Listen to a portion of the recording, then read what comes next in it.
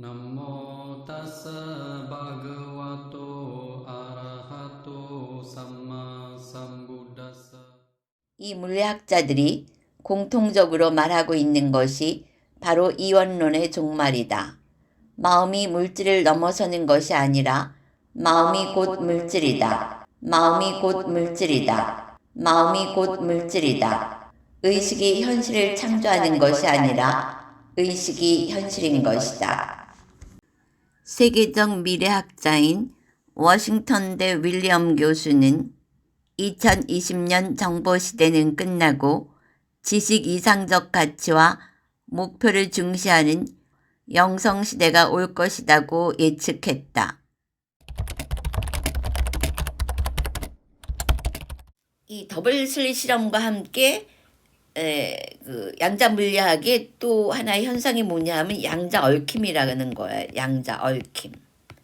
퀀텀 인탱글먼트라 그러는데 이게 무슨 소리냐면 양자 시스템을 우리가 이 양자 시스템을 관찰할 때 이제 이 한 어떤 이 단일 성분이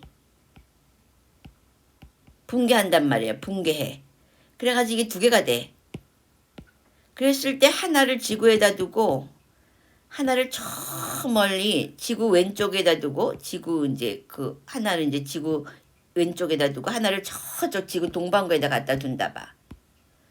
그랬을 때 이쪽 입자에다가 어떤 자극을 가하면은 이쪽에 있는 지구 반대쪽에 있는 입자에도 똑같은 결과가 동시적으로 영향을 준다는 거예요. 동시적 영향.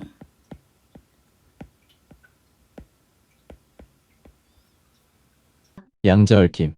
과거에 서로 상호작용했던 입자들이 서로 멀리 떨어진 뒤에도 어떤 특별한 관계를 유지하는 것. 그러니까 지구 반대쪽에 A1을 놓고 A2를 놨다고 쳐봐. 그 둘이 이제 분리가 된 거야. 같은 상태로 있다가 분리가 됐어. 그럼 이걸 A 다시라고 해봐. 그럼 얘에게다가 뭔가 자극을 가하면 동시에 이쪽에도 동시적 영향이 일어난다고 하는 거예요. 서로 상호작용했던 양자 상태 물체는 아무리 떨어져 있다고 해도 한쪽의 상태가 변하면 즉시 다른 한쪽이 반응한다. 그랬을 때 아인슈타인이 스푸키. 야, 이거 유령 같은 현상이야. 유령 같은 원격작용이라 그랬단 말이야. 유령 같은 원격작용. 저거 유령 같은 원격작용. 스푸키가 유령 같은 이런 뜻이에요. 유령 같은 원격작용이다. 이것도 인정하고 싶지 않은 거지. 그러니까 어떻게 보면 아인슈타인의 머리는 굉장히 원시적이야, 보면은. 너무나 숫자적으로만. 그러니까 스태티스틱 하지 않은 거. 어떤 통계학적으로 기존의 마인드 세트를 벗어나는 것을 인정하고 싶어 하지 않았던 두뇌였어요. 근데 우리는 이거를 사실 이것도 너무나 이상하지 않아요, 우리는. 마음을 다루는 명상자에게 이것은 너무나도 일상적인 현상이다. 우리가 몇 달을 하잖아? 그럼 이걸 그냥 경험하게 돼. 아까 그거를 그거를 그냥 경험하듯이.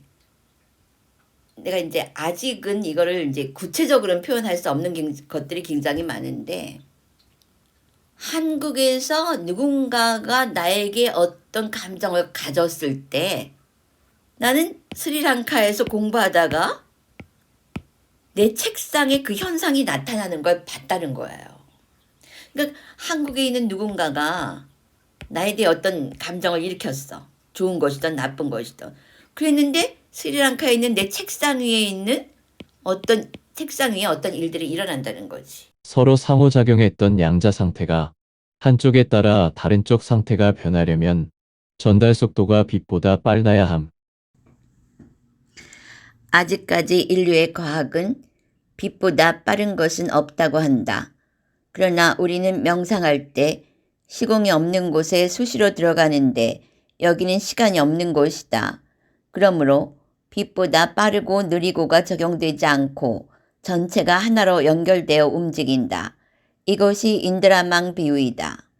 사실 외계인들이 UFO 비행선을 움직일 때 마음으로 비행선을 조종하기 때문에 인류의 과학적 상식으로는 이해할 수 없는 많은 일들이 목격되고 보고되곤 한다. 그러나 우주의 어린이 의식인 인류는 결국 이 마음의 파워를 자각하고 사용하기 전까지는 이 지구의 당면한 문제들을 해결할 수 없을 것이다. 이런 게 한두 가지가 아니야. 아직은 내가 구체적으로 밝히진 않는데. 그리고 몇 달을 수행하는 사람이 이걸 거의 경험을 해요. 어떤 사람은 동네 아이가 엘리베이터에 있어서 인사를 안 하고 멀뚱멀뚱 보더라는 거야. 그래서 저녁에 몇 달 하면서 그 아이가 잘 되라고 계속 몇 달을 해줬대요. 그리고 이제 잊어버리고 있는데 어느 날 얘가 문득 엘리베이터에서 안녕하세요 아줌마 이러면서 인사를 하더라는 거지. 그래서 아니 저 녀석이 오늘 무슨 마음을 먹고 인사를 했나? 라고 생각을 해보니까 이게 몇 달의 결과구나 하는 거를 그냥 알게 되더라는 거죠. 이런 식으로 우리는 그 생각과 자연계 현상계가 그냥 그대로 연결되어 있다는 걸 그냥 알아요. 명상을 하면은. 의식이 현실을 창조하는 것이 아니라 의식이 현실인 것이다. 물리학과 신비주의가 서로 만나게 된 이유는 간단하다. 떨어져 있는 사물은 항상 서로 연결되어 있다. 비국소성 전자는 A라는 위치에서 B라는 위치로 이동하지만 그 중간에는 머물지 않는다. 물질은 파동으로 존재하지만 관찰되면 그 성질이 무너지고 특정한 위치를 점한다. 신비주의에서는 이러한 개념들이 문제가 되지 않는다. 양자물리학의 선구자들 중 많은 사람들이 영적인 부분에 지대한 관심을 가지고 있다. 닐스 보어는 태국의 음향을 그의 문장에 사용했고 데이비드 봄은 인도의 성자인 크리슈나무르티와 오랫동안 교류하며 대화를 나누었다. 어윈 슈레딩거는 우파니샤드에 대한 강의를 했다. 이 물리학자들이 공통적으로 말하고 있는 것이 바로 이원론의 종말이다. 마음이 물질을 넘어서는 것이 아니라 마음이 곧 물질이다.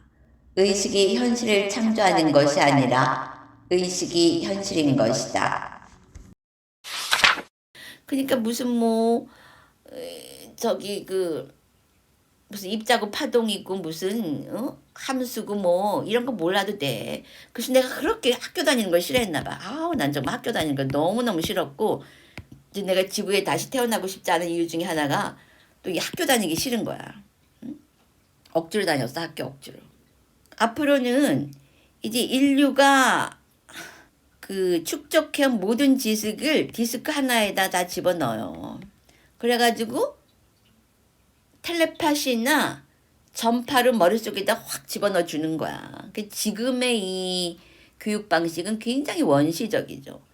이건 정신계에서도 이렇게 하고 앞으로 물질계에서도 지금 뭐라 그러는 거예요. 그 일론 머스크가 머리에다 칩을 싣겠다잖아. 이게 이런 거거든. 이제 AI를 당하지 못하니까 머리에 칩을 심어서 모든 자료를 거기에다 전자파로 때려 넣겠다는 거 아니야. 때려 박겠다고. 그랬더니 뜬금없이 유발 하라리가 정말 그게 뭐냐, 브루투스.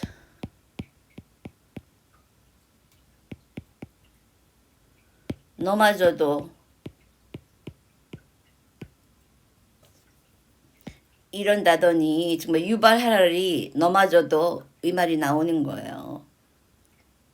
유발 하라리가 그랬잖아요. 유발 하라리가 그랬잖아.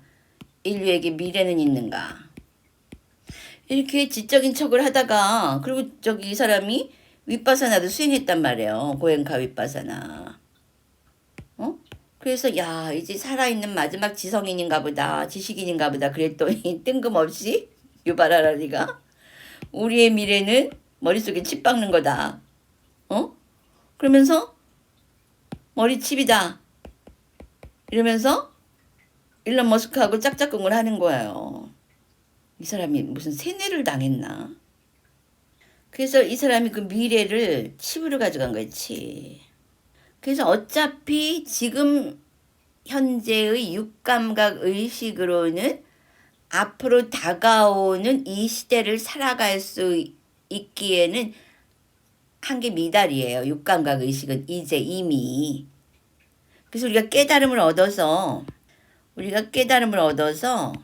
의식을 가진 채로 능동적으로 이런 어떤 그 지식을 수용할 수 있느냐, 아니면 그냥 머릿속에다 칩박힘을 당할 것이냐. 칩박힘. 여러분이 결정해야 한다는 거죠.